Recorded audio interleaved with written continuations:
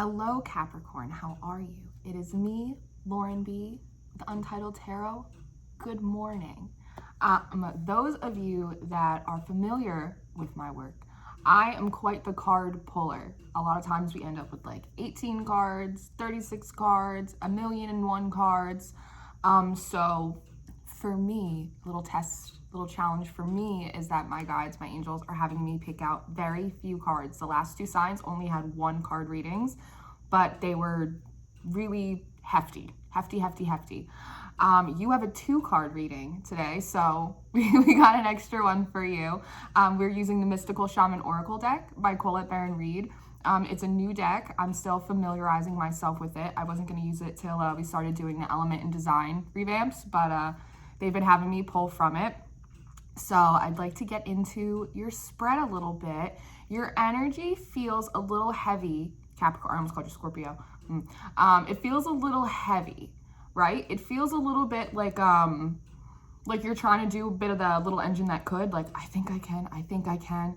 I'm pushing towards this thing. I'm trying to push towards this thing. But there is a sense that like you feel as though you're up against a mountain.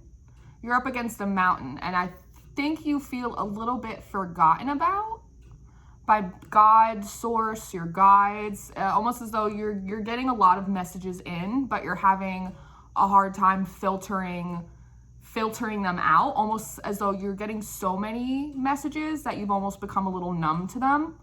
And it's kind of falling a little bit on deaf ears. So like the real gems of what you really should be following is kind of getting lost a little bit in the mix, and you're so kind of in your headspace a little bit that you feel a little bit misguided. You feel a little bit lost or forgotten about.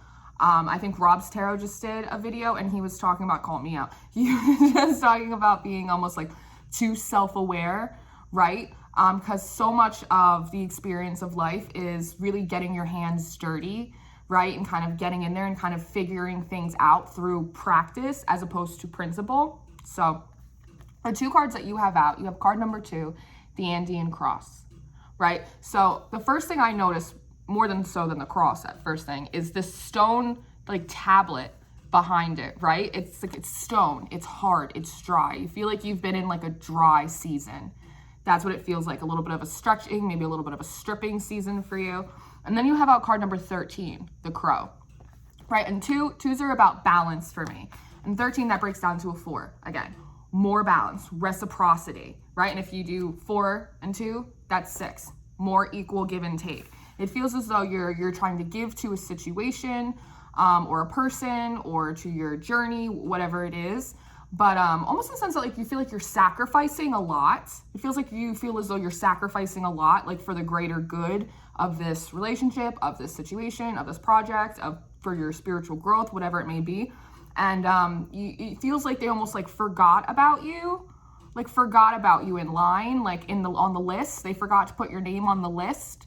Something like that. You feel like you've been waiting a long time and like a very, very dry season. And what I see, actually, it's like this on my board. And what I see here is this is you, and this is source energy. So this is God, Jesus, your angels, your guides, whatever that may be for you, right? And what I'm drawn to more so than anything else is right here, right? It's almost as though you feel as though Spirit turned its back. Yes, Spirit turned its back on you, almost like they promised you something, they put something in your head or in your heart, and you kind of tried to follow the yellow brick road down to that, and it feels like almost they kind of just like plucked it out, and they like took it back. They took it back. There's something in that, right? And it's very, I'm getting a lot of baseball. Maybe you guys are just watching a lot of baseball, but this cross, I know this card is very indicative of Akashic records. I don't know why that might be a thing for you guys.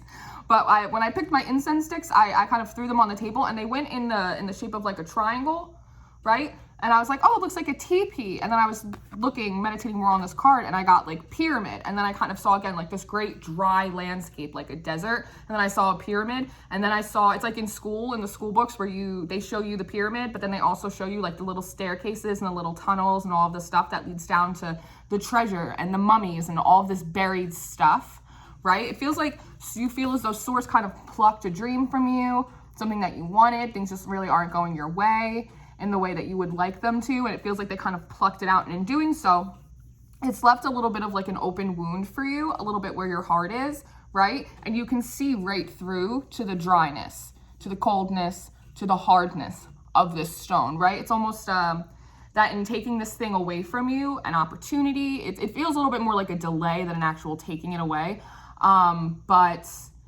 that it opened up places that had gone cold inside of you, places where you felt a little bit numb, right?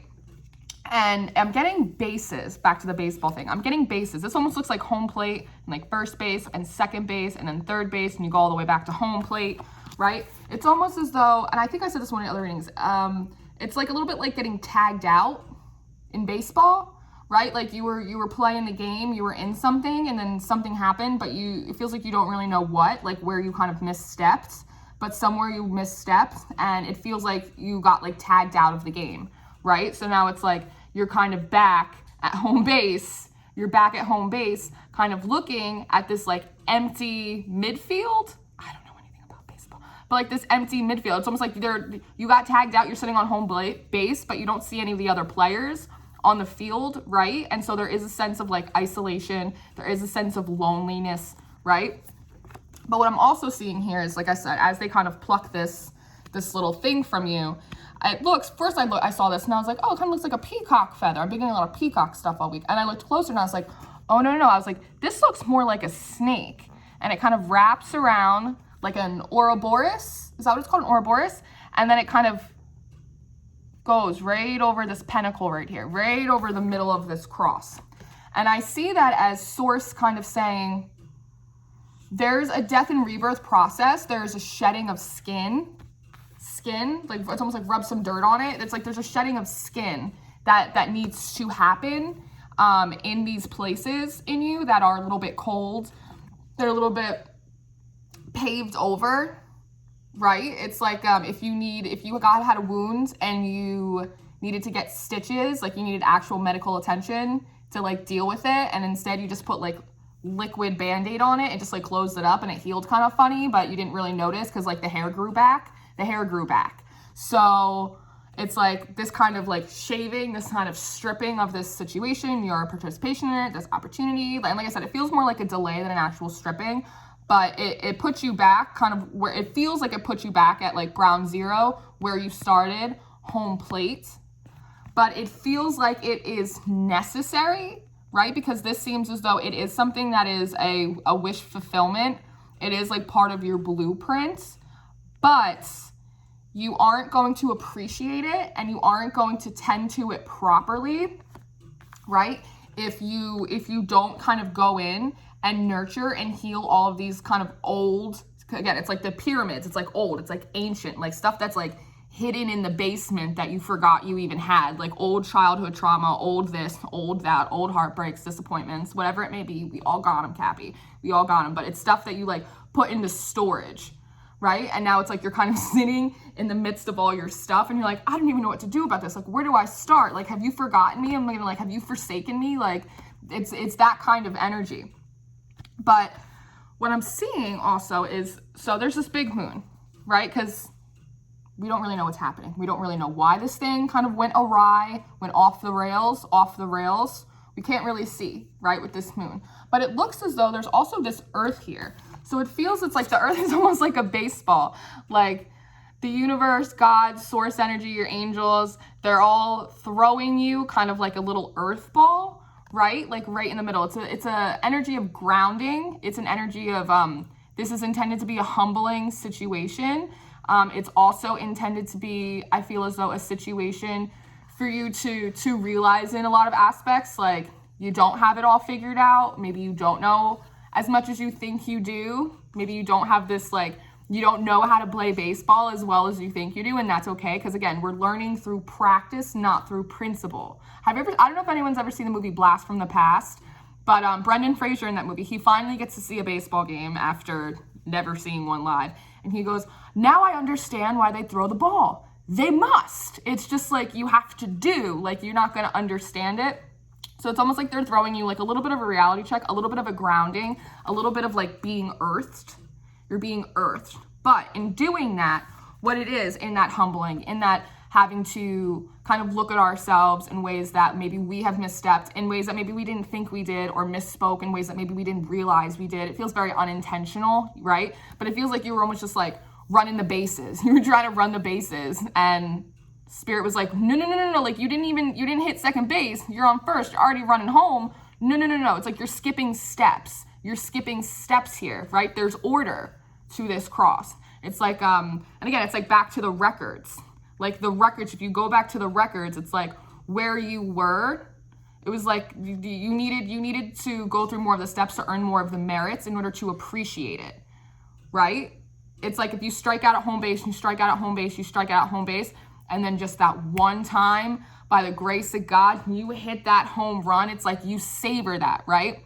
I'm getting the word like succulent. I poked my succulent with my incense stick. So it's like, I'm getting like suckling pig. Like there's something like juicy. Like you won't appreciate the juice unless you have to squeeze for it.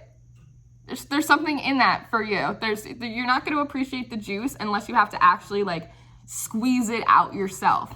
There's a sense of personal accomplishment and growth and emotional maturity that becomes a foundational structure of who you are as an individual that comes when you have to go through those steps. Okay, yes. So that's a lot of what's going on here. And also, something that I think is important to know is I found in my personal experience that in my path of spirituality, connecting with God, Jesus, my angels, all that stuff, that sometimes Source, Spirit, God, they will kind of put your back up a little bit against the wall to the point where there's nothing you can do other than just to pray. And there's something in that, because when we are trying to reach goals, move mountains within ourselves, right? They are oftentimes impossible tasks. We don't always have the strength. We don't have the wherewithal. We don't have it. We don't have enough of what we need to get us to where we're going. And that's where the supernatural comes in, right? So, I'm a Christ follower. You might be into Buddha. You might not believe in anything, right? But if we're all here together, we can all agree on the fact that there is something supernatural, right? There is something more, something omnipotent, something that is a greater power than ourselves. And that is why we manifest to the universe. That is why we pray to God. That is why we meditate in order to get to the right. Did you see that? That is why we meditate, right? To get into the right vibrational level, flow, that we can see things, reach other levels of consciousness and ascension, right? That's why we go through dark nights of the soul. That's why we go through ego deaths. If we didn't do any of that, like why are we doing it? Because it's real, because the magic's real, right? But we forget that sometimes, especially when we get in these communities, right? And we're pulling cards and we're on Twitter and we're on Instagram and everything's like green juice and high vibes. We kind of forget sometimes that there is a darker aspect, right? And you're a Capricorn, so you're an earth sign and you're the heavy earth sign, right? You're that iron, you're that steel, iron born. As you know, it's like, again, it's like hard, tough as nails. But the thing is that by plucking this out for you, what they did was show you that you do have some stuff to learn, and more importantly, you do have vulnerabilities. You do have soft spots, and some of them do need tending to, because unless you do that, if this pentacle, this relationship, this opportunity, this goal, whatever this is for yourself, has popped back in, right? One, it's not going to be the same color because it was getting tarnished. The intent of whatever this was getting tarnished for you because you had all of this other stuff going around, all of this coldness underneath. It was almost like it was freezing it out. And all of this color right here, right? This is all yellow, it's gold, it's a little bit of red. I'm getting that in doing this, it flared up your lower chakras, right? Your root, your base.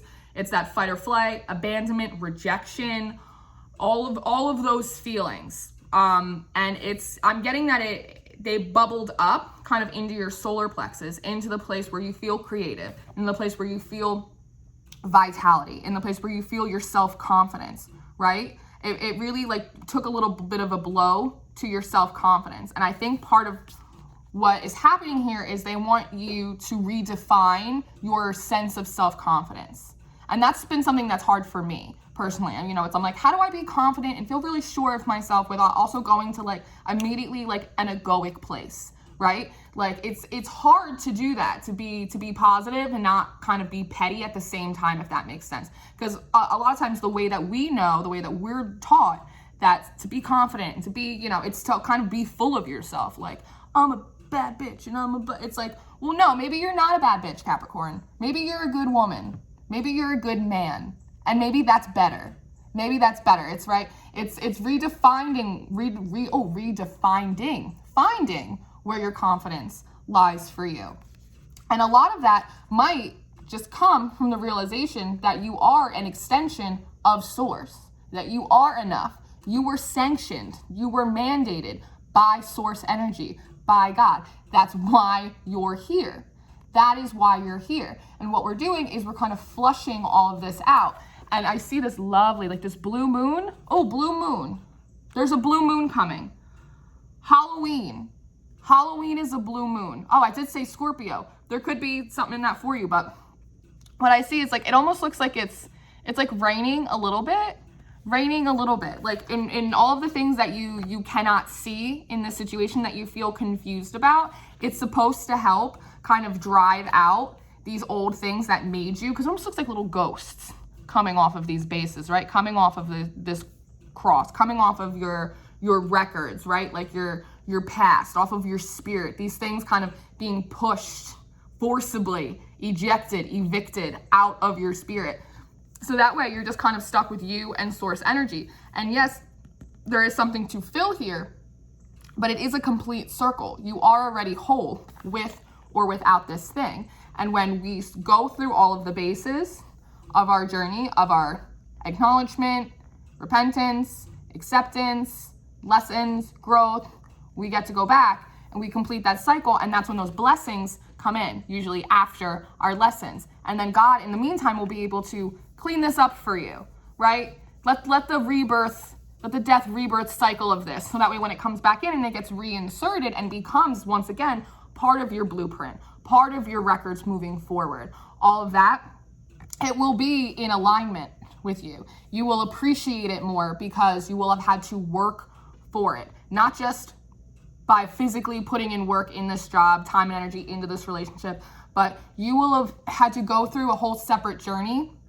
inside of yourself. And you will be able to see then that mountains can be moved, but oftentimes they are too big for us to move ourselves, which is why we go to God and we go to our guides and we go to our angels and we pray and we try and manifest to the universe, right? For healing, for clarity, for guidance, for all of these things. It's a real thing that's like, it feels it's almost like they're saying, we plucked this from you temporarily to remind you that like you're not in this alone. You're not in this alone and you're not doing this alone, and you're supposed to do this with us. With us. You need to go through all of the steps in this situation, in this relationship, and with us. Like they're almost like you feel like we forgot about you, but in reality, you almost forgot about us and how much we're doing for you and how much we're working in your favor and in your benefit. Like, again, that's where that humbling comes down a little bit. They're like, you need to redefine what makes you feel successful, what makes you feel confident from a healthy place, right? But this is cleansing. What they're doing, again, like I said, it's like there's a lot you can't see with this big moon, almost like sources blocking out some of your clarity. But in reality, I see like this earth as it's being this earthing, this grounding for you, as it's kind of coming towards you. It's with the light of the moon. Oh, I think this has a lot to do with the blue moon and the corn moon. The corn harvest moon is September 2nd. I want to say that. Those might be significant dates for you. That the light of the moon bouncing off of the earth is kind of putting a little tiny spotlight on the eye of God, that as you get grounded in what you need to work on and in what healing still needs to be done on your end, because it's never done. There's always something, that it illuminates this little bit of God, of source energy, because it's a humbling thing. You're like, oh, I see that you are teaching me a lesson right now. I see that, you are working through me. I see that you are moving mountains, even though I can't see them right now. I can see your hand in my life. So I think that it's a real back to basics kind of reset for you, Capricorn, but it's all really, really good. Again, you're all together. It's 2, 13 breaks down to a 4, put that together, that's a 6 steps. 2, 4, because God multiplies, right? God doesn't add, God multiplies. 2, 4, 6, and then what comes after that? 8. And then you're gonna be able, when they put this back, to be able to start working again, working the steps, working the program in a healthy way. And that is really, this is all good stuff. This is all good stuff because you are not alone. You are not forsaken, my Capricorn babies. You are very much hand in hand with spirit, even if you don't feel like it right now. So this was the reading. I hope that you liked it. I hope that you guys were able to get something out of it. I know the 2-card read is different over here, but lean with it, rock with it. You know how we do. So I hope you have a wonderful day. Thank you all for being here and subscribing and liking and all the comments. And my heart is just overfilled with joy every time I come on here and talk to you guys. So thank you so much. All my information's in the description box, all the decks I use, all my stuffs. And I will see you next time, Capricorn. Be good.